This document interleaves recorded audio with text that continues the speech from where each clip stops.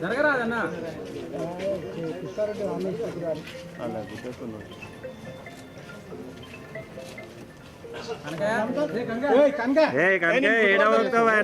గుర్తింపు క్యాండిడేట్ వేలే కానీ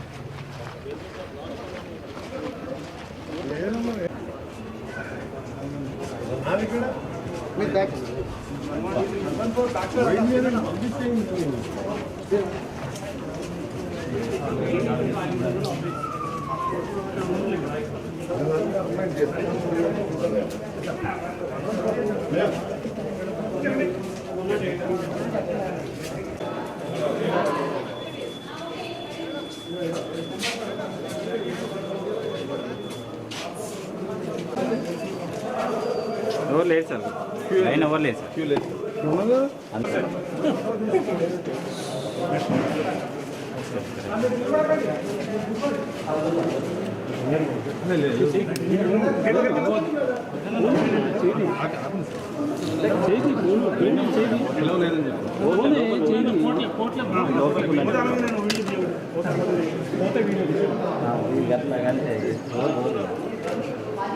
ఫోన్లో ఆన్ పెట్టుకొని పోతే వీడియో తీసుకున్నా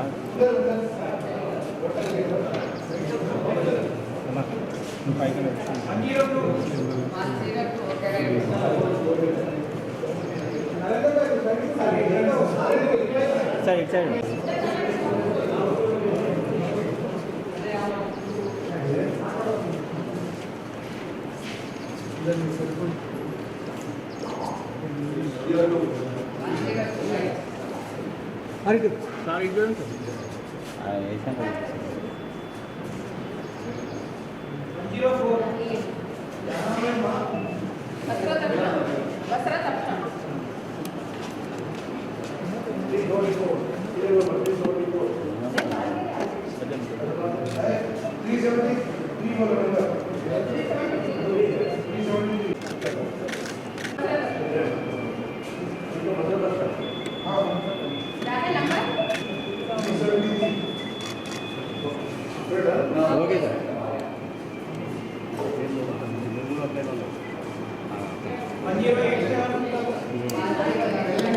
సార్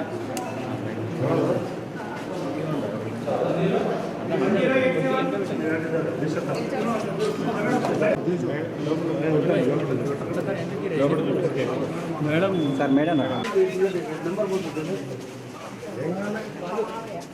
ఏం కావాలి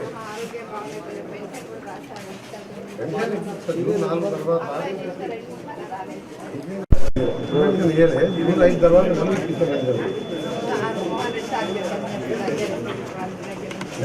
నేర్పిస్తలే రైట్ సార్ నమస్తే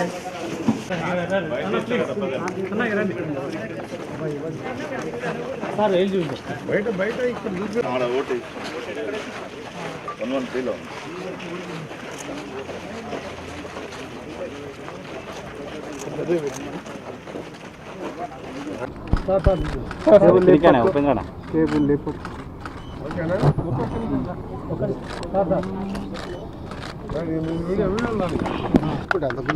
ఈరోజు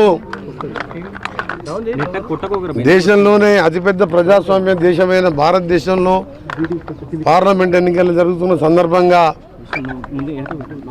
ప్రజలందరూ కూడా విజ్ఞప్తి చేస్తూ ఈ ఓటు అనేది మీ యొక్క స్వరం, మీ స్వరం ఎప్పుడైతే అందరూ కూడా ఓటు హక్కులో పాల్గొని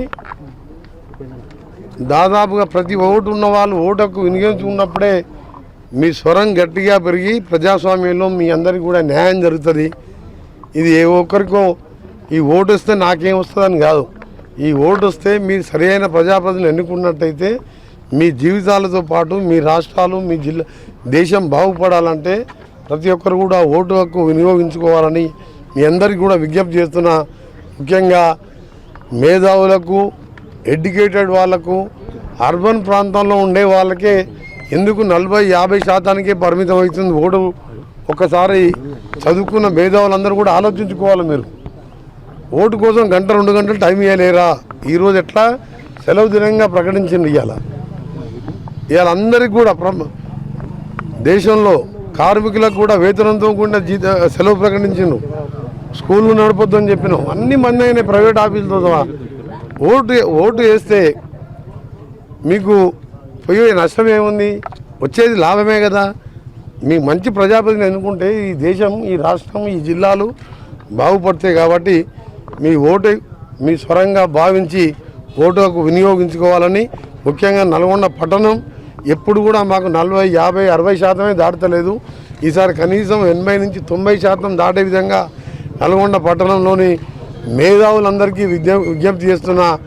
మీరు ఏదో విధంగా మీరు వచ్చి కష్టం అనుకోకుండా దేవుని దేవల వాతావరణం కూడా చల్లబడ్డది కాబట్టి 90% పైన నల్గొండ పట్టణంలో ఓటింగ్ పెరగాలని మీ అందరికీ కూడా చేతులెత్తి విజ్ఞప్తి చేస్తూ మీకు నచ్చిన వారికి ఓటేయండి.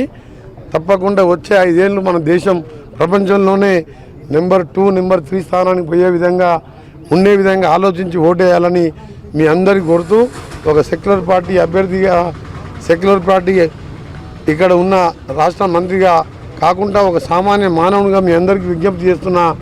మంచి వాళ్ళకు ఓటేసి, మీ ఇష్టం ఉన్న వాళ్ళకు ఓటేసి ఓటింగ్ శాతాన్ని పెంచండి. అనుకున్న దానికంటే మేము ఈ శాతానికి 10 గంటకే దాదాపు 15, 16, 20% పెరిగింది. ఇంకా గ్రామీణ ప్రాంతాలు, సబర్బన్ పోతే ఎక్కడ చూసినా కిలోమీటర్ల మేర లైన్ ఉన్నది. నాకు పూర్తి నమ్మకం ఉన్నది ఈసారి 80% పైననే ఓటింగ్ జరుగుతుంది. అర్బన్లో కూడా, హైదరాబాద్, సికింద్రాబాద్లో కూడా, అలాంటి మహానగరాలలో కూడా ఓటింగ్ శాతం జరగబోతున్నది. కాబట్టి తప్పకుండా ఈసారి ఓటింగు బ్రహ్మాండంగా జరుగుతున్నది.